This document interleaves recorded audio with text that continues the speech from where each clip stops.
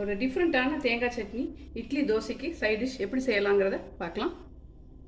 அதில் நான் 1 table spoon எண்ணெய் விட்டுருக்கேன். இப்போ நம்ம ஃபஸ்ட்டு வெங்காயம் 2 பெரிய வெங்காயம் கட் பண்ணி வச்சுருக்கேன். இதை வதக்கிடலாம். வச்சுருக்கலாம் நம்ம இது வதங்கிறதுக்கு கொஞ்சம் உப்பு போட்டுக்கலாம்.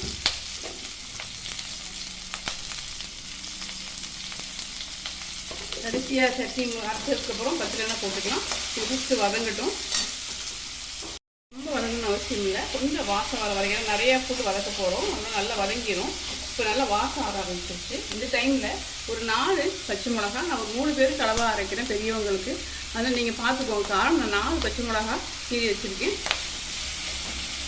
அடுத்து பார்த்திங்கன்னா ஒரு 4-5 பூண்டு பல், ஒரு துண்டு இஞ்சி.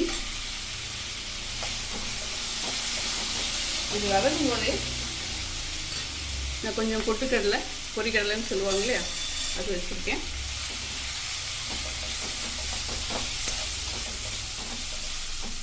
அடுத்து கொஞ்சம் நிலக்கடலையே கொஞ்சம் எடுத்து வச்சுருக்கேன், அது போட்டுக்கலாம். வதங்கட்டும்.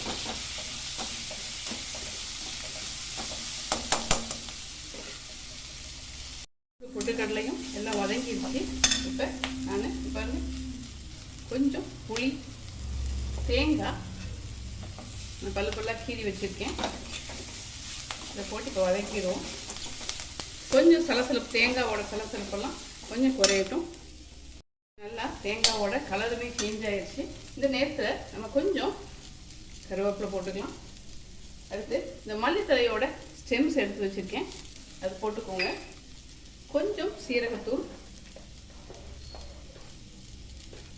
கொஞ்சமாக சீரகத்தூள் போட்டுக்கலாம். அவ்வளோதான். சூட்லேயே இதை பரட்டி விட்டு அடுப்பை ஆஃப் பண்ணிடுவோம். பரட்டி விட்டுட்டேன். பரட்டி அடுப்பை ஆஃப் பண்ணியாச்சு. இதை ஆற வச்சு நம்ம எப்பயுமே சட்னிக்கு எப்படி அரைப்போமோ அந்த பதத்தில் ஃபஸ்ட்டு கோர்ஸாக அரைச்சிட்டு அப்புறம் தண்ணி விட்டு கொஞ்சம் கொஞ்சமாக அரைச்சி எடுத்துக்கலாம். இந்த புளி எல்லாத்தையும் அப்சைட் டவுனாக திருப்பி விட்டுட்டிங்கன்னா சூட்லேயே அது கொஞ்சம் ரெடி ஆகிக்கும். வதக்கிறது எல்லாத்தையுமே தேங்காய் சட்னி பதத்துக்கு நம்ம தண்ணி விட்டு அரைச்சிட்டு, உங்களுக்கு எந்த அளவுக்கு திக்னஸ் வேணுமோ அந்த அளவுக்கு நீங்கள் தண்ணி விட்டு கலந்து வச்சுக்கோங்க. இப்போ அதை தாளித்து விட்டுடலாம். நான் எண்ணெய் விட்டுருக்கேன், கடுகும் உளுத்தம்பருப்பும் இருக்குது, போட்டுக்கலாம்.